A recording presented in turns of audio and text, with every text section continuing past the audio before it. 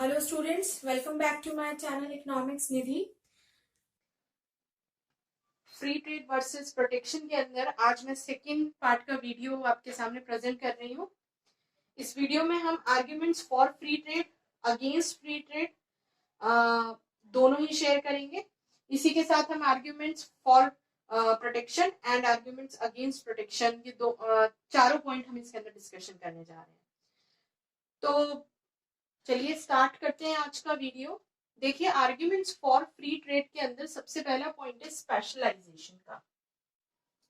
Specialisation जो है वो सिर्फ फ्री ट्रेड के थ्रू ही पॉसिबल है, क्योंकि हमने देखा था कि इसके अंदर एडम स्मिथ हो चाहे कंपैरेटिव एडवांटेज थ्योरी के रिकार्डो हो, दोनों ने ही एक चीज बताई थी, और वो ये बताई थी कि जब भी जिस भी कमोडिटी में जिस कंट्री को कंपैरेटिव एडवांटेज मिलता है, वो सारे के सारे अपने फैक्टर्स को वहां से निकाल कर, जिसमें उसका डिसएडवांटेज होता है वहां से निकाल कर जिसमें उसको कंपैरेटिव एडवांटेज होता है उस सेक्टर के अंदर लगा देता है और कंप्लीटली यूटिलाइजेशन के थ्रू अपना प्रोडक्शन करता है मैक्सिमम लेवल तक। तो वो स्पेशलाइजेशन कर सकता है, और वो स्पेशलाइजेशन फ्री ट्रेड में पॉसिबल है, इजीली पॉसिबल है। तो इसलिए इसके फर्स्ट पॉइंट जो है वो, इसके आर्ग्यूमेंट जो है वो यही है इसके फेवर में। सेकेंड पॉइंट है डेवलपमेंट का।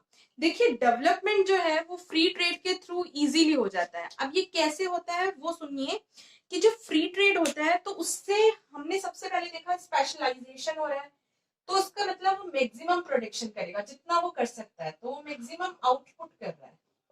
जैसे ही उसने आउटपुट जनरेट किया, आउटपुट इंक्रीज हुआ है, यानी कि मोर आउटपुट के लिए हमारे पास गुड्स अवेलेबल होंगी। अब ये जब आउटपुट बहुत ज्यादा हो रहा है तो ऑब्वियसली ये आउटपुट किस पर होगा, लो प्राइस पर अवेलेबल होगा। तो लो प्राइस पर मैक्सिमम आउटपुट यदि कंज्यूमर्स को अवेलेबल हो रहा है तो इट मीन टू से कि उनका जो लिविंग स्टैंडर्ड है, लिविंग स्टैंडर्ड वो क्या हो रहा है, इंप्रूव हो रहा है। और ये बात तो आप अच्छे से जानते हैं कि ग्रोथ के अंदर, ग्रोथ और डेवलपमेंट में सिर्फ इतना ही डिफरेंस होता है कि ग्रोथ जो है वो हम क्वांटिटेटिव एक आंकड़ों के थ्रू देखते हैं, डेटास के थ्रू देखते हैं, जबकि डेवलपमेंट में क्वालिटेटिव और क्वांटिटेटिव दोनों को ही ऐड करते हैं। और जब लिविंग स्टैंडर्ड इंप्रूव हो रहा है, इसका मतलब क्वालिटी ऑफ स्टैंडर्ड लिविंग का जो है वो इंप्रूव हो रहा है, यानी कि हमारा डेवलपमेंट हो रहा है सीधा सीधा। तो ये पॉइंट भी आपको क्लियर होगा। Maximisation of social welfare, maximisation of social welfare के अंदर देखिए, जैसे ही हम स्पेशलाइजेशन करते हैं जिन भी गुड्स का, तो ये जो गुड्स जिनका हम कंपैरेटिव एडवांटेज देखकर हम उनका मैक्सिमम आउटपुट देखते हैं, मैक्सिमम प्रोडक्शन हम करते हैं, तो ये जो मैक्सिमम प्रोडक्शन है उस वो हमें कॉस्ट जो होती है वो उसमें हमारी कम आती है, चीप होती है, मतलब चीप प्राइस पर हमें वो अवेलेबल हो जाता है। ठीक है, इसी के साथ साथ हम क्या करते हैं कि जब प्रोडक्शन मैक्सिमम हो रहा है तो ऑब्वियसली हमारे पास में जो वर्ल्ड का प्रोडक्शन है, जो आउटपुट है, वो भी क्या होगा, इंक्रीज हो जाएगा। प्राइजेस, जैसा कि मैंने आपको पहले भी बताया, वो लो हो जाएंगी। लो प्राइस पर यदि आपको अच्छा खासा आउटपुट मिल रहा है, अच्छी खासी क्वालिटी की चीजें आपको अवेलेबल हो रही है, तो ऑब्वियसली आपके पास में क्या हो रहा है, सोशल वेलफेयर तो हो ही रहा है। ठीक है, ओके। क्योंकि जितना हम प्रोडक्शन करेंगे उतना ही ये प्रोडक्शन हम एलिजिबल होंगे आगे एक्सपोर्ट करने के लिए भी। तो एक्सपोर्ट करेंगे तो हमारे यहाँ नेशनल इनकम जो है वो इंक्रीज हो जाएगी, और इंक्रीज होते ही हमारा लिविंग स्टैंडर्ड वैसे भी इंप्रूव हो जाएगा। तो वो एक पूरी चेन जो है वो चलती रहेगी, और इसीलिए मैंने आपको बोला कि सोशल वेलफेयर जो है वो जनरेट हो जाता है। नेक्स्ट पॉइंट पर आते हैं, मोर कोऑपरेशन। देखिए, मोर कोऑपरेशन तो इसके अंदर होता ही होता है। वो इसलिए कि यहाँ पर क्या होता है कि कोई भी रॉ मटेरियल है, फाइन, फ्री ट्रेड के अंदर इजीली रॉ मटेरियल आप एक नेशन से, ये नेशन 1 है, ये नेशन 2 है, इसे किसी भी चीज की जरूरत है, कोई रॉ मटेरियल चाहिए, इससे तुरंत जो है वो इंपोर्ट करा लेगा। फाइन, इसे किसी भी चीज की जरूरत है, ये फटाफट इसके पास जाएगा, इससे इंपोर्ट करा लेगा। तो यहाँ मोर कोऑपरेशन चलता है, इजीली जो है वो नेशन एक दूसरे के साथ में आराम से इंटरनेशनल पीस रहता है, प्लस पॉलिटिकल और इकोनॉमिक कोऑपरेशन के साथ में वो आगे बढ़ते हैं, अपना अपना डेवलपमेंट करते हैं। तो आई थिंक ये पॉइंट भी आपको क्लियर है। नेक्स्ट पॉइंट पर आते हैं कॉम्पिटिटिव स्पिरिट। अब कॉम्पिटिटिव स्पिरिट तो इसके अंदर रहेगी। देखिए क्या होता है कि under free trade consumers are free from exploitation. Exploitation तो इसीलिए नहीं है क्योंकि जिसको जिससे लेना है वो इजीली अवेलेबल होगा। यदि उसको डोमेस्टिक मार्केट में नहीं मिल रही है वो चीज, हाई प्राइस पर मिल रही है, तो नेशन जो अदर नेशन है वहां से ये इंपोर्ट होकर आएगा, वो लो प्राइस पर आएगा क्योंकि फ्री ट्रेड है, तो प्राइस का कोई लफड़ा नहीं होगा कि वो मैक्सिमम हो जाएगी, इंक्रीज हो जाएगी। तो ऑब्वियसली वो यहाँ से खुद की डोमेस्टिक जो हाई प्राइस पर उसको मिल रही है वो ना लेकर वो यहाँ से जो है वो चीप प्राइस वाली अवेलेबल कर लेगा। तो जो डोमेस्टिक इंडस्ट्रीज हैं, जो मोनोपोली है जिनकी डोमेस्टिक अपनी कंट्री के अंदर, तो वो चीज कम हो जाएगी। ठीक है, मोनोपोली कम हो जाएगी और ज्यादा से ज्यादा क्या आ जाएगी, कॉम्पिटेटिव स्पिरिट आ जाएगी कि जो डोमेस्टिक कंट्री है उसका मोनोपोली सोचेगा कि यार यदि मैंने इसको हाई प्राइस पर दिया तो ये बाहर से जो है वो अवेलेबल हो जाएगी ये चीज, तो उसमें कॉम्पिटेटिव स्पिरिट आ जाएगी। तो ये फ्री ट्रेड में पॉसिबल है। नेक्स्ट आता है हमारे पास में, लास्ट है फ्री फ्रॉम इंटरफेरेंस। ऑब्वियसली यहाँ कोई डिस्प्यूट्स नहीं होते क्योंकि फ्री है, ट्रेड है, फ्री है। डिस्प्यूट कॉन्फ्लिक्ट्स तो तब आते हैं कि आपने इतना टैरिफ लगा दिया, हमारे यहाँ आने नहीं दिया, हमारे प्रोडक्ट को यहाँ एंट्री नहीं दी है, आपने इतना टैक्स ड्यूटी इम्पोज कर दिया है, प्राइसेस इतनी इंक्रीज हो गई हैं, और फिर उसके बाद में बहुत सारी पॉलिसी चेंजेस होती रहती है, हर नेशन अपना करता है, तो बहुत सारे डिस्प्यूट्स, बहुत सारे कॉन्फ्लिक्ट्स, ये सब तब आते हैं जब हम रिस्ट्रिक्शंस लगाते हैं। तो जब रिस्ट्रिक्शंस ही नहीं है, ट्रेड पूरी तरीके से फ्री है, जिस जिसको अपने कंपैरेटिव एडवांटेज जिस गुड्स में अवेलेबल है वो वहां प्रोडक्शन करता है और उसके बाद में अपना एक्सपोर्ट कर देता है, तो ऑब्वियसली फ्री फ्रॉम इंटरफेरेंस है, डिस्प्यूट्स नहीं है, कॉन्फ्लिक्ट्स नहीं है, प्लस जो है वो हमारे पास में यहाँ पे करप्शन नहीं है। करप्शन भी तभी जो है वो जनरेट होता है जब बहुत ज्यादा रिस्ट्रिक्शंस वगैरह लगती हैं। तो ये सारे आर्ग्यूमेंट्स है फॉर फ्री ट्रेड। अब हम इसमें देखेंगे आगे arguments against the free trade कि फ्री ट्रेड की नेगेटिव पॉइंट्स क्या क्या हैं। तो चलिए अब हम इसके नेक्स्ट पॉइंट्स देखते हैं।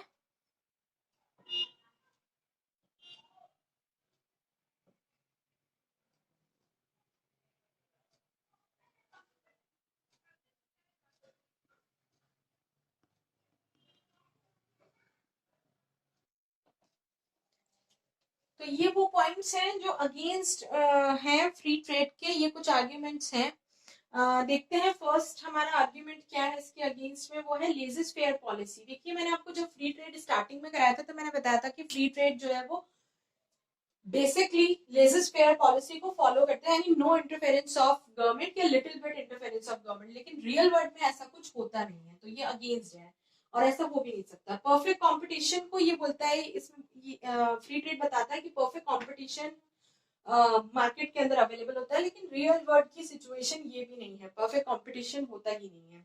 ठीक है, नेक्स्ट आता है वन साइडेड डेवलपमेंट होता है। देखिए जिस कंट्री को जिस गुड्स या सर्विसेज में कंपैरेटिव एडवांटेज है, ध्यान से सुनिएगा, कंपैरेटिव एडवांटेज है, उसका तो वो मैक्सिमम प्रोडक्शन कर लेगा, फाइन, और मोर आउटपुट भी वहां हो जाएगा।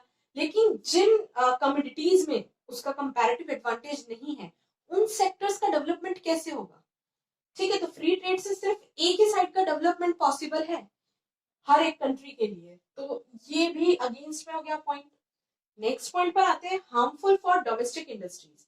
देखिए यदि हमें इंपोर्टेड आइटम्स जो है, इंपोर्टेड गुड्स जो है वो हमें चीप प्राइस पर मिल जाएगी, उनकी प्राइस बहुत लो होगी, तो डोमेस्टिक इंडस्ट्रीज को कौन पूछेगा। तो ये जो हमारी डोमेस्टिक इंडस्ट्रीज हैं ये तो खत्म हो जाएंगी, फाइन। और जब ये सिचुएशन आ जाएगी और हम इंपोर्टेड गुड्स पर ही पूरी तरीके से डिपेंडेंट हो जाएंगे, तो हमारी जो फॉरेन करेंसी है वो तो बाहर, उसका तो आउटफ्लो बाहर की तरफ स्टार्ट हो रहा है ना, आउटफ्लो हो रहा है उसका, तो वो सिचुएशन कंट्री के लिए, कंट्री के रेस्पेक्ट से यदि हम देखते हैं तो वो बहुत खराब सिचुएशन है। तो ये इसीलिए हम इसके फेवर में नहीं है फ्री ट्रेड के। इकोनॉमिक डिपेंडेंसी, देखिए एक नेशन ये है, दूसरा नेशन ये है, हमने बोला था इसको व्हीट में कंपैरेटिव एडवांटेज और इसको क्लोथ में। अब इसको जब भी क्लोथ की जरूरत पड़ेगी ये इससे इंपोर्ट करा देगा, खुद बनाने की कोशिश ही नहीं करेगा। इसको जब भी वीट की जरूरत पड़ेगी ये इससे इंपोर्ट करा लेगा, कभी भी वीट खुद प्रोड्यूस करने की कोशिश ही नहीं करेगा क्योंकि कंपैरेटिव एडवांटेज नहीं है उसको, ठीक है। यूटिलाइजेशन, उसका स्पेशलाइजेशन सिर्फ एक ही सेक्टर के अंदर हो रहा है। तो इस तरह से कोई भी नेशन इंडिपेंडेंट नहीं रह जाएगा और जो उसकी डिपेंडेंसी है अदर नेशंस पे वो बहुत ज्यादा हो जाएगी। तो इसलिए फ्री ट्रेड एक हद तक ही ठीक है।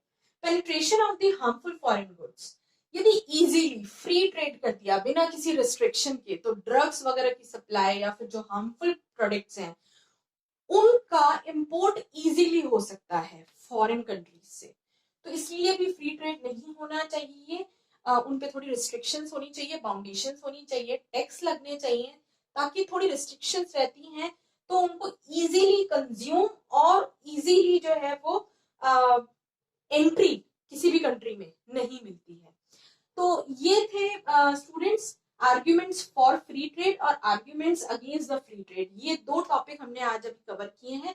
नेक्स्ट टॉपिक हम देखते हैं आर्ग्यूमेंट्स फॉर रिस्ट्रिक्शंस और उसके बाद देखेंगे आर्ग्यूमेंट्स अगेंस्ट द रिस्ट्रिक्शंस। चलिए,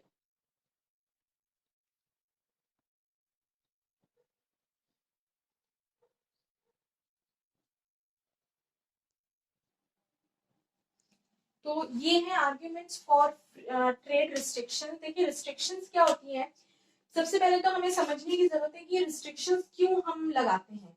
रिस्ट्रिक्शंस ऑलमोस्ट इसलिए यूज किया जाता है कि जो भी हमारे डोमेस्टिक इंडस्ट्रीज हैं, जितनी भी डोमेस्टिक इंडस्ट्रीज में जो होता है वो क्या होता है कि इनकी जो गुड्स हैं उनकी प्राइस बहुत हाई होती है। तो हम लोग रिस्ट्रिक्शंस लगाकर फॉरेन जो गुड्स हैं उन पर रिस्ट्रिक्शंस लगा देते हैं, टैरिफ लगा देते हैं, कोटा लगा देते हैं, टैक्स लगा देते हैं एक तरीके से, ताकि जो ये हाई प्राइस वाली डोमेस्टिक गुड्स हैं उनको कंज्यूमर ले सके बजाय कि लो प्राइस वाली फॉरेन गुड्स को, ठीक है। तो मेन जो मोटिव होता है वो डोमेस्टिक इंडस्ट्रीज को सेव करके रखने का होता है, तो इस वजह से हम रिस्ट्रिक्शंस लगा देते हैं। नेक्स्ट जो है वो ये भी होता है कि हम कम से कम चाहते हैं कि हम इंपोर्ट करें, इंपोर्ट सब्सटीट्यूशन, एक्सपोर्ट प्रमोशन। तो हम इसको भी प्रमोट करने के लिए क्या करते हैं, रिस्ट्रिक्शंस का यूज करते हैं, प्रोटेक्शंस हम लेके चलते हैं। तो आइए देखते हैं ऐसे कौन कौन से आर्ग्यूमेंट्स हैं जो फेवर में है ट्रेड रिस्ट्रिक्शंस के, कि ट्रेड रिस्ट्रिक्शंस लगनी चाहिए। फर्स्ट, जैसा कि मैंने आपको बताया, इनफैक्ट इंडस्ट्रीज यानी कि जो छोटे जो न्यू इंडस्ट्रीज होती हैं वो अभी अभी जनरेट हुई हैं, तो वो वर्ल्ड में जो है वो कंपटीशन मार्केट के अंदर सरवाइव नहीं कर सकती हैं क्योंकि इनकी प्राइस क्या होगी, हाई होगी। यदि हम लोग फ्री ट्रेड कर देते हैं तो यदि हम लोग फ्री ट्रेड कर देते हैं तब तो सिचुएशन बिल्कुल ही उल्टी हो जाती है। लेकिन यदि हम रिस्ट्रिक्शन लगा देते हैं तो क्या होगा, जो बाहर से जो इंपोर्टेड गुड्स आ रही हैं वो चीप प्राइस पर अवेलेबल ना होकर उनकी भी प्राइस क्या हो जाएगी, हाई हो जाएगी। तो इस तरीके से हम क्या करेंगे कि जो डोमेस्टिक इंडस्ट्रीज हैं, जो न्यू इंडस्ट्रीज हैं, उनकी प्राइसेस को, जो कि हाई प्राइस है, उसको सेव कर सकते हैं फॉरेन कंपटीशन से। तो ये इसका फर्स्ट पॉइंट। देन आता है हमारे पास में टर्म्स ऑफ ट्रेड। ये बहुत इंपॉर्टेंट पॉइंट है टर्म्स ऑफ ट्रेड। देखिए इसको समझने के लिए हम एग्जांपल लेते हैं यूएस और यूके का। फाइन, मान लीजिए यूके जो है वो यहाँ से इंपोर्ट करा रहा है कुछ, हम पहले वाले एग्जाम्पल ही लेके चले वीट और क्लोथ वाला, तो यूके इंपोर्ट करा रहा है किसका, वीट का। अब ये $1 में हमारे पास में प्राइस है इसकी, वीट की जो भी क्वांटिटी है इसकी वीट की ले रहा है उसकी, अभी जब तक फ्री ट्रेड हो रहा है। लेकिन अब क्या हुआ कि यूके को लगा कि यार ये $1 पे मुझे मिल रहा है, मुझे तो कोई इससे जो है बेनिफिट ही नहीं हो रहा, तो यूके ने क्या किया, टैरिफ इम्पोज कर दिया इंपोर्टेड गुड्स पर। इंपोर्टेड गुड क्या है उसकी, वीट। तो उसने यूएस से आने वाले, इंपोर्ट होने वाली जो वीट है उस पर टैरिफ इम्पोज कर दिया। टैरिफ जैसे इम्पोज किया वैसे ही ऑब्वियसली आपको पता है वीट की जो प्राइस है वो इंक्रीज हो जाएगी। तो ये $2 हो गई है सेम क्वांटिटी जो पहले ले रहा था वीट की, तो अब ये इंक्रीज हो गई, यानी कि यहाँ पर प्राइस ऑफ इंपोर्ट इंक्रीज हो जाती है। प्राइस ऑफ इंपोर्ट है, M is stand for import, तो प्राइस ऑफ इंपोर्ट इंक्रीज हो जाती है, इसीलिए डिमांड ऑफ इंपोर्ट क्या हो गई, डिक्लाइन हो गई। डिमांड ऑफ इंपोर्ट, इंपोर्ट की डिमांड जब डिक्लाइन हुई है तो यानी कि ये यूएस में इसकी डिमांड ही नहीं है, तो जब डिमांड ही डिक्लाइन हो गई तो ऑब्वियसली इसका जो एक्सपोर्ट है, उसकी भी प्राइस क्या हो जाएगी, डिक्लाइन हो जाएगी। बात समझ में आया, ये दोनों जो लिंक है।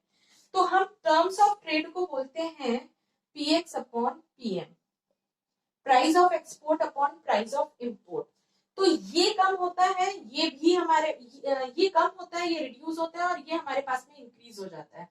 तो इस पूरी सिचुएशन के अंदर जो इंपोर्टेड कंट्री है, जब वो टैरिफ इंपोज करती है तो वो बेनिफिट में रहती है, यानी कि यूके बेनिफिट में रहेगा। क्यों रहेगा? पहली चीज तो देखिए, वहां प्राइस इंक्रीज हो गई है तो रेवेन्यू जनरेट हो रहा है, ठीक है। एक तो इंडिविजुअल प्रोड्यूसर से उसको जो है वो इंडिविजुअल कंज्यूमर से उसको जो है वो रेवेन्यू जनरेट हो रहा है। सेकेंड, वो जो ये $2 जिसके लिए परमिट कर रहा है यूएस को कि वो दे सकता, मतलब यदि उसको उसकी नेशन की बॉर्डर क्रॉस करनी है और अपना गुड्स को जो है वो एक्सपोर्ट करना है, तो इस $2 में से जितना टैरिफ उसने इम्पोज किया है उसका कुछ एक पार्ट उसको पे करना पड़ेगा, तो वो बाउंड कर सकता है। तो यहां से भी उसको रेवेन्यू जनरेट हो गया। तो कुल मिलाकर यूके जो है वो बेनिफिट में रहा, इसका वॉल्यूम ऑफ ट्रेड पर भी कोई इफेक्ट नहीं पड़ा। यहाँ ये टोटली लॉस में रहा, क्योंकि इसको यदि एक्सपोर्ट करना है तो उसको इसका भी कुछ पार्ट जो है वो देना पड़ेगा, प्लस उसकी प्राइस ऑफ एक्सपोर्ट वो भी डिक्लाइन हो गई, तो इसको तो सीधा सीधा लॉस है। तो इस तरीके से टर्म्स ऑफ ट्रेड जो इम्पोर्टेड कंट्री होती है, जो इम्पोर्ट करने वाली कंट्री होती है, उसके फेवर में रहता है हमेशा।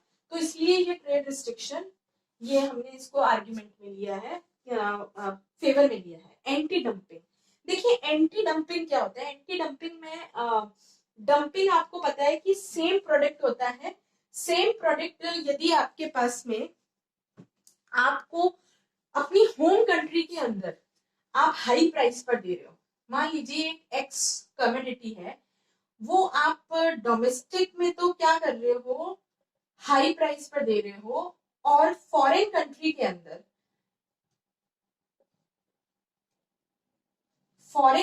अंदर, आप इसको लो प्राइस पर दे रहे हो। ऐसा क्यों करता है ये? ऐसा इसलिए करता है क्योंकि यहाँ पर तो ये मोनोपोलियर है, सिर्फ एक ही है, ठीक है, तो ये मनमाना दाम वसूल कर सकता है। But in the foreign market वो सिर्फ अकेला नहीं है, उसके पास में बहुत सारे कॉम्पिटिटर्स हैं, तो वो उस मार्केट पर अपना उसको कैप्चर करने के लिए प्राइस लो रखता है कि मैं मैक्सिमम जो आउटपुट है वो सेल आउट कर सकूं। फाइन, तो ये होती है डंपिंग। लेकिन प्रॉब्लम क्या होती है, जैसे ही रिस्ट्रिक्शन लग जाती है, प्रोटेक्शन लग जाता है, टैरिफ लगता है, उस जैसे टैरिफ लगता है, ये जो ये यहाँ से लो प्राइस पर देना चाह रहा था, इसकी प्राइस क्या हो गई, इंक्रीज हो गई। ऑब्वियसली टैरिफ लगा है, $1 में अभी तक मिल रहा था, तो वो डंपिंग उसका चलता जा रहा था, जैसा वो चाह रहा था, उसका प्लान सक्सेसफुल था। लेकिन जैसे ही उसने क्या किया, जो इम्पोर्टेड कंट्री थी, उसने फटाफट से टैरिफ इंपोज कर लिया कि यार ये तो बेनिफिट के अंदर जा रहा है, तो वो $2 होगी, तो इसकी प्राइस क्या हो गई है, इंक्रीज हो गई है। तो अब जो है ये सेम इसकी जो प्राइस है वो जो यहाँ पर इस फॉरेन मार्केट के अंदर जो और दूसरे कॉम्पिटिटर्स है उससे भी ज्यादा हो गई है। तो वो जिस एम से करना चाह रहा था वो एम उसका सक्सेसफुली नहीं रहा है। नेक्स्ट पॉइंट पर आ जाते हैं। तो ट्रेड रिस्ट्रिक्शंस इसलिए भी फेवर में रहती है कि डंपिंग वाली पोजीशन ना आए। तो diversification, next point is diversification. ये मैंने आपको पहले भी बताया था जब फ्री ट्रेड कराया था कि फ्री ट्रेड के थ्रू क्या होता है, सिर्फ और सिर्फ एक ही सेक्टर का डेवलपमेंट होता है। लेकिन ट्रेड रिस्ट्रिक्शन डाइवर्सिफिकेशन हो जाता है यहाँ से कि आप अलग अलग, ऐसा नहीं है कि कंपैरेटिव एडवांटेज जिस कमोडिटी में सिर्फ उसी का डेवलपमेंट होगा, बाकी सारे सेक्टर्स का भी डेवलपमेंट इसके थ्रू पॉसिबल है। एम्प्लॉयमेंट में देखिए मैंने आपको बोला कि ट्रेड रिस्ट्रिक्शंस लगते ही इंपोर्ट हमारे कम हो जाते हैं, तो हम उस चीज को हमारी ही कंट्री में जो है प्रोड्यूस करने के लिए सोचेंगे तो हमारे को रिसोर्सेज की अवेलेबिलिटी चाहिए। रिसोर्सेज में जो है वो हम लेबर को हायर करेंगे, कैपिटल लेंगे, तो एम्प्लॉयमेंट जनरेट हो रहा है। फाइन, तो उसके थ्रू हमारे पास में एम्प्लॉयमेंट जनरेट होता है, तो इसलिए भी हम फेवर में है। रेवेन्यू मैंने आपको बताया यहाँ पर, जैसा कि $1 से $2 इसका कुछ एक पार्ट ये भी देता है और कुछ जो है वो बियर करना पड़ता है जो डोमेस्टिक कंज्यूमर है उसको भी। तो ये सारे पॉइंट्स, बैलेंस ऑफ पेमेंट वाला जो पार्ट है वो भी ट्रेड रिस्ट्रिक्शंस में इसीलिए आता है कि बैलेंस ऑफ पेमेंट को ठीक करने के लिए हम लोग क्या करते हैं, ट्रेड रिस्ट्रिक्शंस लगाते हैं, सो दैट रेवेन्यू वगैरह जनरेट हो जाए और बैलेंस ऑफ पेमेंट जो है वो एक बेहतर कंडीशन में आ जाए। तो these are the arguments for trade restrictions. अब हम करते हैं arguments against the trade restrictions.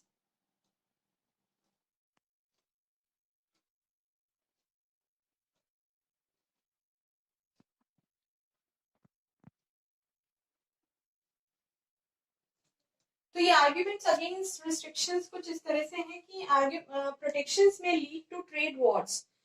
जब हम प्रोटेक्शन रिस्ट्रिक्शंस टैरिफ वगैरह लगाते हैं तो ऑब्वियसली जो इम्पोर्टेड कंट्री है जब वो टैरिफ इम्पोज कर रही है सामने वाली कंट्री पर, तो उसके अंदर रिवेंज लेने वाली सिचुएशन तो आती है, वो भावना आती है, वो इमोशंस आते हैं। तो ट्रेड वॉर्स पैदा होती हैं, कुछ फिर डिस्प्यूट्स इनके बीच में हो जाते हैं। तो ये सारी सिचुएशंस इनके बीच में आती हैं कब रिस्ट्रिक्शंस लगाने पर। तो आई थिंक ये पॉइंट क्लियर है। शेल्टर टू न्यू इंडस्ट्रीज, देखिए मैंने आपको इन्फेंट इंडस्ट्रीज वाला बताया था कि जो न्यू इंडस्ट्रीज होती है उनको प्रोटेक्ट करके रखा जाता है रिस्ट्रिक्शंस के थ्रू। लेकिन यदि वो प्रोटेक्शन परमानेंट हो जाता है तो ये न्यू इंडस्ट्रीज कभी भी अपने पैरों पे खड़ी नहीं होंगी और compete नहीं कर पाएंगी फॉरेन मार्केट के अंदर। ये चीज समझ के चलिए। वर्ल्ड आउटपुट डिक्लाइन होता है। क्यों होता है? क्योंकि इंपोर्टेड गुड्स पर आपके पास में टैरिफ इंपोज हो रहा है, तो एक्सपोर्ट करने वाली जो कंट्री है वहां डिमांड उसकी डिक्लाइन हो गई है। समझ रहे हैं जो मैंने अभी आपको लास्ट में भी जैसा समझाया। तो वो जब उसकी डिमांड ही नहीं है तो वो आउटपुट कम करेगा, और डिमांड नहीं है तो ऑब्वियसली कंजम्पशन भी कम हो रहा है। तो ये पॉइंट भी हमारा क्लियर हो गया है कि क्यों रिस्ट्रिक्शन के खिलाफ है हम, क्यों प्रोटेक्शन नहीं लगना चाहिए। हायर टैरिफ इम्पोज जैसे ही होता है इंपोर्टेड गुड्स पर, तो वो क्या करता है कि प्राइसेस हाई कर देता है इन इंपोर्टेड गुड्स की। तो प्राइस हाई करेगा तो कंज्यूमर इनको तो लेगा नहीं, ठीक है। वो किसको लेगा? जो उसके देश में बन रही है, जो घटिया वस्तुएं बन रही है, चीप क्वालिटी की जो कमोडिटीज प्रोड्यूस हो रही है उनको लेगा। तो इससे क्या होगा? उसका सेटिस्फेक्शन क्या हो जाएगा? डिक्लाइन हो जाएगा। तो ये कुछ आर्ग्यूमेंट्स थे जो कि अगेंस्ट है रिस्ट्रिक्शन के, कि रिस्ट्रिक्शंस नहीं लगना चाहिए। तो आज की वीडियो में हमने almost free trade versus protection वाला पार्ट जो है वो पूरा कवर अप कर लिया है। नेक्स्ट वीडियो हम लेकर आएंगे इसकी पीडीएफ में आपको, इससे पहले वाला जो मैंने फर्स्ट पार्ट रिलीज किया था उसी के साथ मैंने कंप्लीट आपको पीडीएफ डाउनलोड कर दी थी। तो आई होप कि आपको जितने भी डाउट्स हैं वो क्लियर हो गए होंगे, और यदि कुछ भी डाउट आपके पास रह जाता है तो आप कमेंट बॉक्स में कमेंट करके पूछ सकते हैं। Thank you very much. आज की वीडियो के लिए बस इतना ही।